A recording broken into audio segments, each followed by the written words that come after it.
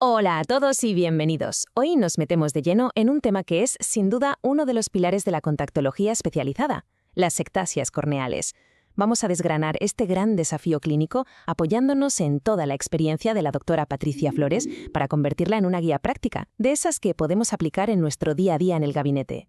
¿Y cuál va a ser nuestra hoja de ruta? Pues aquí la tenemos. Primero, vamos a poner en orden la clasificación de los trastornos ectásicos. Después nos meteremos con un tema muy interesante, las córneas irregulares que nos encontramos después de una cirugía. El tercer punto será clave, el diagnóstico y el perfil del paciente. Y para terminar, lo llevaremos todo a la práctica con un protocolo clínico de tratamiento bien estructurado. Y para empezar, quiero que nos detengamos en esta frase de la doctora Flores. Es realmente potente. Viene a decir que una clínica es especializada porque ha echado a perder más. ¿Qué significa esto? Pues que la especialización de verdad no sale solo de los libros, sino del día a día, de los casos complicados, de los errores que nos obligan a aprender y a ser mejores. Pura experiencia clínica. Venga, pues empezamos. Primer punto, la clasificación de los trastornos ectásicos. Y para esto tenemos que irnos al Consenso Global sobre Queratocono del año 2015. Este consenso marcó un antes y un después, porque puso un poco de orden. Antes era todo un cajón desastre, ¿verdad? Córnea irregular, queratocono. Pues este consenso nos dio una clasificación clara, que es la que nos guía hoy en día. Y claro, el protagonista principal de esta historia es sin duda el queratocono. Sabemos que es una enfermedad primaria que normalmente afecta a los dos ojos, pero casi siempre de forma asimétrica.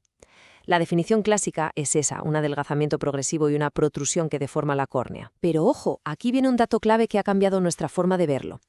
Antes se consideraba no inflamatorio. Pues bien, ahora sabemos que sí, que hay un componente inflamatorio muy importante. De hecho, el 90% de los pacientes con queratocono son alérgicos, y esto en la anamnesis es una pista de oro. Vale, pero no todos los queratoconos son iguales. La forma, la morfología, es fundamental. Tenemos principalmente dos tipos. El más común, el que vemos en un 70 o 75% de los casos, es el oval. Este suele tener un diámetro de unos 5 o 6 milímetros y se localiza en la zona inferotemporal. Y luego está el de tipo pezón, que es más raro. Es más pequeño, de menos de 5 milímetros, pero aquí está la clave. Es mucho más central, justo en el eje visual, y suele ser más protruido. ¿Y por qué es tan importante esta diferencia? Porque nos va a condicionar por completo la elección del diseño de la lente de contacto. Seguimos. Ahora vamos con lo que podríamos llamar el primo hermano del queratocono, la degeneración marginal pelúcida. La palabra clave aquí es localización. El adelgazamiento es periférico, muy abajo, lejos del eje visual. Y esto tiene una consecuencia clínica súper importante. La agudeza visual sin corregir, pues a menudo no es tan mala. Y esto es un arma de doble filo, ¿eh? Tenemos que ser muy listos al gestionar las expectativas del paciente, porque a lo mejor no va a notar una mejoría tan espectacular con la lentilla como alguien con un cono central. Y ahora el queratoglobo, o como lo describe la doctora Flores, la mamá de los helados.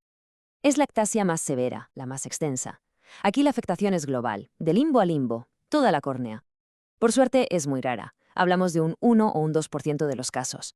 Pero el impacto que tiene en la vida del paciente es tremendo. No solo a nivel visual, sino también psicológico. Suelen llegar a la consulta muy frustrados.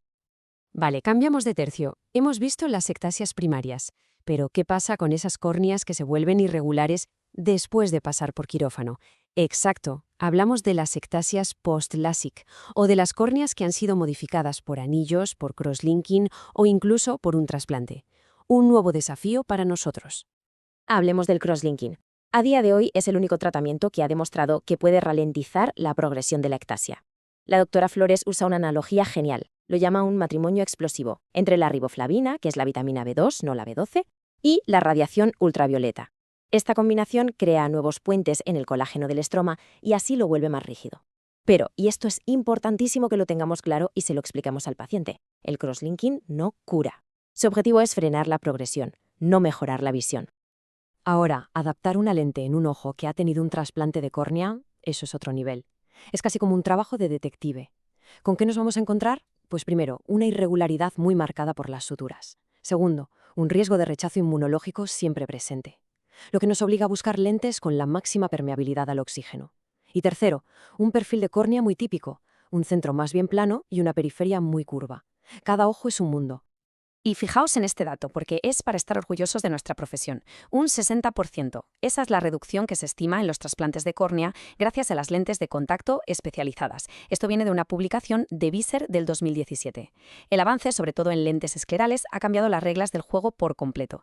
Es que hemos evitado que 6 de cada 10 de estos pacientes tuvieran que pasar por un trasplante. Impresionante.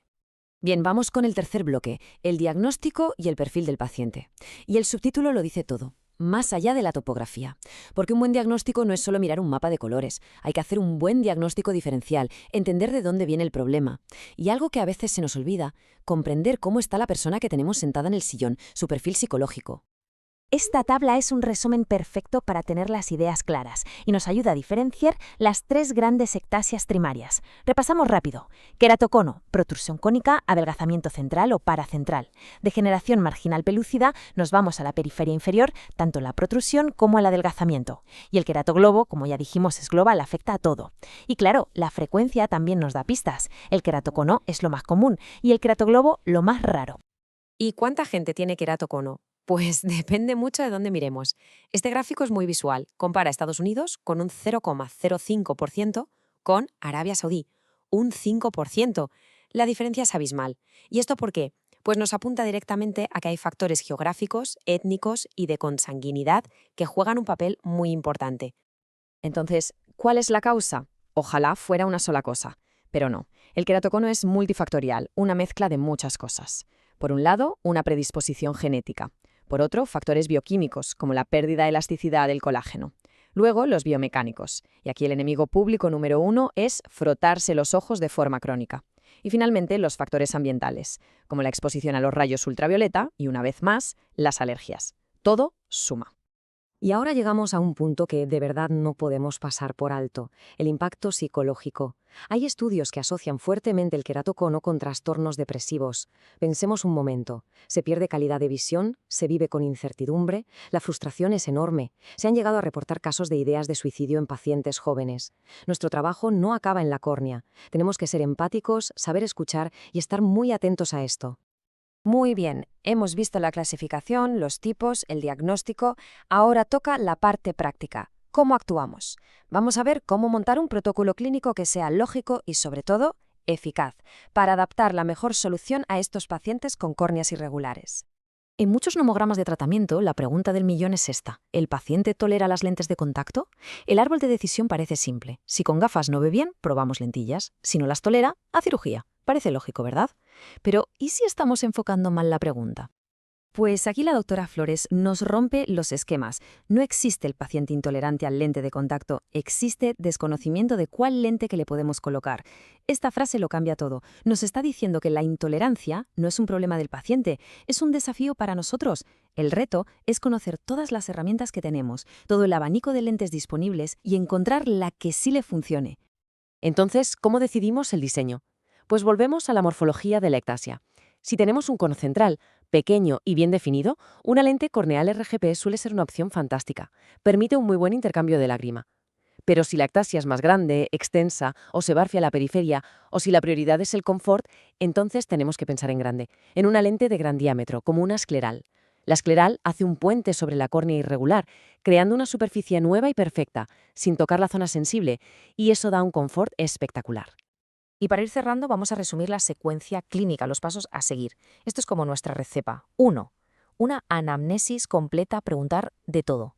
2. Lámpara de hendidura, mirar bien ese ojo antes de poner nada. 3. Interpretar la topografía con cabeza, no solo ver un mapa de colores. 4. Elegir y adaptar la lente de prueba. Y 5, que quizás es el más importante, un seguimiento riguroso. No vale con adaptar la lente y ya está. Hay que seguir al paciente. Este es el camino. Y me gustaría terminar con esta reflexión. Hemos hablado de tecnología, de diseños, de protocolos, pero el éxito en el manejo de las ectasias no está solo en la técnica. Tratar a la persona en su totalidad con empatía y una comunicación honesta es lo que verdaderamente marca la diferencia. No solo mejoramos una córnea, mejoramos una vida. Y eso es lo que de verdad importa.